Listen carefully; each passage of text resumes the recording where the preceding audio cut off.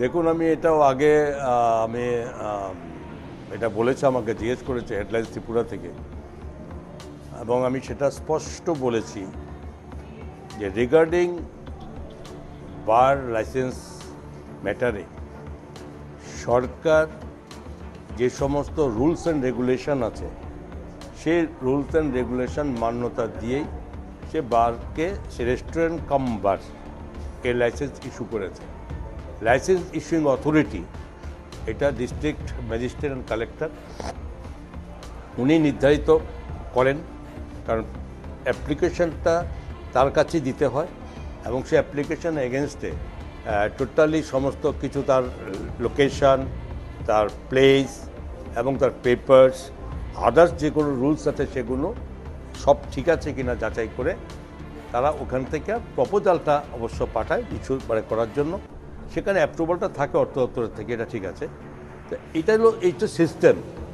এবং আপনারা যেটা বলছেন যে বার ঠিকই আছে, রেস্টুরেন্ট কাম বার, বাট আমি কিছু বা সংবাদ মাধ্যম বলুন কিংবা সোশ্যাল মিডিয়াতে বলুন, এটা আমি দেখতে পাচ্ছি যে প্রত্যেকেই জায়গাটাতে একটা বোধহয় ভুল করছেন, যে নাইট ক্লাব বলতে কোনো শব্দ আমাদের সরকারের পক্ষ থেকে ডিস্ট্রিক্ট ম্যাজিস্ট্রেট অ্যান্ড কালেক্টর এটা কখনোই দেয়নি। সেখানে নাইট ক্লাব বলে কোনো শব্দ নেই, এবং যে কোনো বার বা এই ধরনের কোনো লাইসেন্স দেওয়া হয় কিছু কন্ডিশন অ্যাডপ্ট করা থাকে, এবং সেই কন্ডিশনগুলোর মধ্যে যেগুলো ছিল, যেমন ধরুন 11টা থেকে সকাল 11টা থেকে রাত্রি 11টা পর্যন্ত, এবং কিছু কন্ডিশন আছে যেখানে বিভিন্ন রকম ডিজি সাউন্ড বা আদার্স কোনো এগুলো ব্যবহার করা যাবে কি না, এই ধরনের কিছু কন্ডিশন আছে। এখন প্রশ্ন হচ্ছে যে যেমন ধরুন অ্যাপেল শপ, যে অ্যাপেল শপগুলো দেওয়ার ক্ষেত্রে কত রুলস আছে, যে এখানে মাস্ট কম্পালসারি যে 100 metre distance from school, colleges and hospitals কিংবা মন্দির, মসজিদ, এগুলোকে মান্যতা দিতে হয়। সুতরাং সেগুলো যখন দেওয়া হয় তখন ডিস্ট্রিক্ট ম্যাজিস্ট্রেট এগুলো খুব কেয়ারফুলি দেখে 100 মিটার ডিস্টেন্সে আছে, এবং বারের ক্ষেত্রে সে ধরনের কোনো রুলস কিন্তু এখন পর্যন্ত আমাদের কাছে নেই। তো সেক্ষেত্রে যদিও 100 মিটারের মধ্যে পড়ে না, তো স্বাভাবিকভাবে সেখানে বার লাইসেন্স ইস্যু করা হয়েছে, এবং ডিএম থেকে সেটা এখন পর্যন্ত আমি বলছি যে আমার যে দপ্তর বা যে ডিএমের যে দেওয়া, সেটা কোথাও আইনত ব্রেক করা হয়নি। একজন বিধায়ক, বিরোধী দলের বিধায়ক সাংবাদিক সম্মেলন করে বলেছে যে এএমসি থেকে যে ট্রেড লাইসেন্সটা নেওয়া হয়েছে সেটাতে রেস্টুরেন্ট, বারের কোনো উল্লেখ নেই, এবং ফায়ার সার্ভিসের থেকে এনওসি নেওয়া হয়নি। যা যা দরকার পরিকাঠামো অনেকগুলো তাদের ত্রুটি রয়েছে। কীভাবে সরকার এই পদক্ষেপ? দেখুন, আমি একটা কথা বলি, যদিও ম্যাটারটা ইউডি ডিপার্টমেন্ট, আরবান ডেভেলপমেন্টের অধীনে ওই ম্যাটারটা, এতক্ষণ যা বলেছি সেটা আমার দপ্তরের সঙ্গে জড়িত আছে, সেটা আমাকে আমি ব্যাখ্যা দিয়েছি। তবু আপনি যখন প্রশ্ন করছেন, সে তো আমি এতটুকু বলতে পারি যে ইউডি ডিপার্টমেন্টের যে প্রপার্টি এখন ওরা মেনটেন করছে সেটা হচ্ছে রোজভ্যালি প্রপার্টি। রোজভ্যালি প্রপার্টি সেটা অনেক কাহিনী, আমার তো যাওয়া দরকার নেই, কিন্তু 2006 থেকে এরপরে শুরু হয়েছে। আবার প্ল্যান পাস করা হয়নি তৎকালীন সময়ে।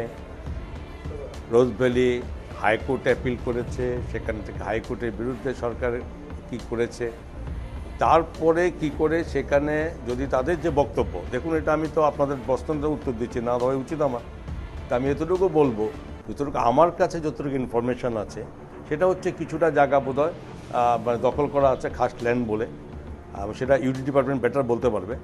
তো এই কারণে যদি সেটা হয়ে থাকে তাহলে দেওয়া হয়নি, কিন্তু 2006-এর পরে 2008-10-এ এরকমই বলে যেরকম বিল্ডিং কমপ্লিট করা হয়েছে। বাট সেটা যদি তাই হয়ে থাকে, তৎকালীন সময়ে অ্যাডমিনিস্ট্রেটর যারা সরকারের ছিলেন, তো তারা তো সেখানে কোনো অ্যাকশন নেয়নি। সে বিল্ডিংটা করতে কীভাবে দেওয়া হলো, সে বিল্ডিংটাকে কীভাবে দাঁড়াতে দেওয়া হলো, তাহলে এটা কোশ্চেন, এটা ওরা উত্তর সেটা ওরা দেবে। আমার উত্তরে আমি যাচ্ছি না, আমার শুধু বলার বক্তব্য হচ্ছে এর থেকে প্রপারলি তারা বিজনেসের একটা পারমিশন পেয়েছে, এবং হাইকোর্ট গভর্নমেন্টকে এটা ইনস্ট্রাকশান দিয়েছে, এটা নিয়ে তখন যখন মেনটেন্যান্সের প্রশ্ন আসছে তখন সেটাকে যাতে মেনটেন্যান্স করে তারা সেটাকে কোনো ইনকামের কোনো ব্যবস্থা করায়, গভর্নমেন্ট হোক যেভাবে হোক, সেটা ইউডি বলবে। তো সেই মোতাবেক বিভিন্ন অফিস টফিস ভাড়া দিয়েছে, তার মধ্যে এই এক পার্টি তারাও ভাড়া নিয়েছে অনেক আগেই। তো সেটা তাদের ওই সময় তারা এএমসির থেকে একটা পারমিশন নিয়েছে আমার জানা মতে, ওইটাও আমার ব্যাপার না, যে এখানে একটা রেস্টুরেন্ট কাম হোটেল করা হবে। তো সেই মোতাবেক তারা একটা পারমিশনও পেয়েছে। পরবর্তী সময়ে তারা ডিস্ট্রিক্ট ম্যাজিস্ট্রেটের কাছে প্রেয়ার করেছে এটাকে বার হিসাবে পারমিশন দেওয়ার জন্য। দ্যাট ইজ দ্য পয়েন্ট, ঠিক আছে না? এখন বেআইনি কি সেটা বেটার এটা হবে, মানে উত্তর দেবে কনসার্নিং ডিপার্টমেন্ট। বাট আমার বক্তব্য হচ্ছে আমাদের সরকারের যেটা দেওয়া হয়েছে সেটা কোথাও মানে নিয়ম বহির্ভূত দেওয়া হয়নি।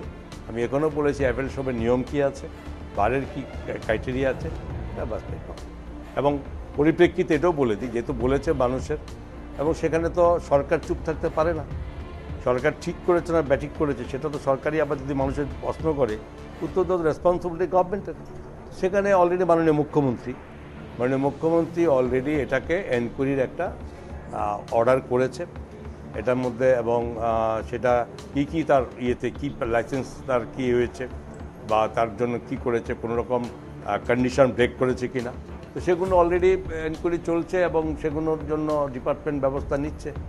এবং সেখানে যাই হোক অ্যাজ পার ল যাওয়াটা হবে, কিন্তু সেটা কি হবে সেটা অলরেডি আপনার গেটিং দ্য রিপোর্ট, তখন সেটা দেখা যাবে।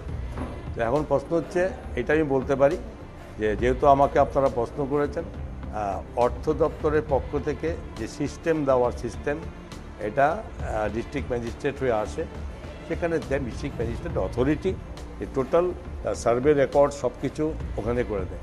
আপনারা একটা প্রশ্ন করেছেন যে ফায়ার সার্ভিসের কোনো রকম এনওসি ছিল না, এটা ঠিক নয়। যিনি বলেছেন তিনি সঠিক করে দেখেননি। ফায়ার সার্ভিসের কোনো রকম যদি এনওসি বা তার যদি পারমিশন না থাকে তাহলে ডিস্ট্রিক্ট ম্যাজিস্ট্রেট এটা কখনোই এটা অ্যালাউ করতে পারে না। আপনি যেটা বলেন এটাই বলেছি, কালকে কে লোক কোথায় হাঁটবে, কোন লোক কোথায় তর্ক করবে, কে কোথায় কাকে মানে লিগ্যাল বলবে, যেটা তখন দেখা যাবে।